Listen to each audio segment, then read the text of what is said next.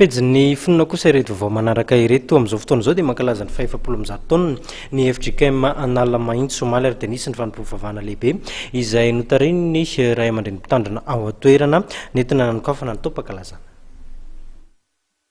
Nosokafana tamin'ny ofisialy omaly ny tao-pankalazana ny Jobily 510 taon'ny FJKM Analamahintsy. Nanamarika ny andro omaly araka izany ny fotoam-pivavahana lehibe ho fankalazana ny tompo noho ny fahatatrarina izany 110 taona izany. Fotoana izay nitarihan'ny mpitandrina Andria Mananjoho Arano Elson izay nametraka ihany koa ny toe-panahy tokony hananany mpino kristianina noho izao fankalazana lehibe izao. Ivelty fa mazava ny toe-panahy iainan'ny fiangonana kristianina mankalaza izany vanim-potoana lehibe izany dia fiderahana sy fankalazana an'Andriamanitra fa tratra ny 510 taona ka misaorany Jehovah ifanahiko. Izay ngamba ny lohany voalohany.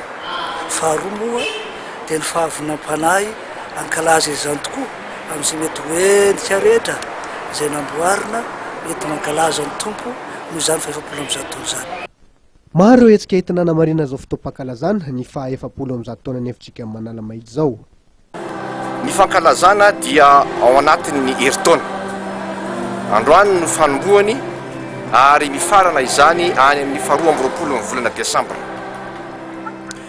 Misy ny hetsika maro atao amin'izany.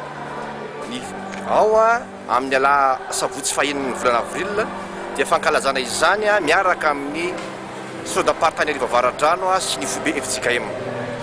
Ary ny fahafitony volana avril dia fankalazana ny vahoaka n'Andriamanitra rehetra eto amin'ity fiangonana ity izany 510 taona izany. Ankoatr'izay moa dia mbola isy ireo jobily samihafa na ho an'ny zokiolona izany na ho an'ny fanambadiana izany na ho an'ny mpandray fanasan'ny tompo izany na ho an'ny olona sy ny diakonina izany ao anatiny izany herintaona izany. Ary dia izy koa ny hetsika samihafa izay fankalazana izany mbola isy ihany koa moa izany mazava ho azy ny tsangam-bato lehibe.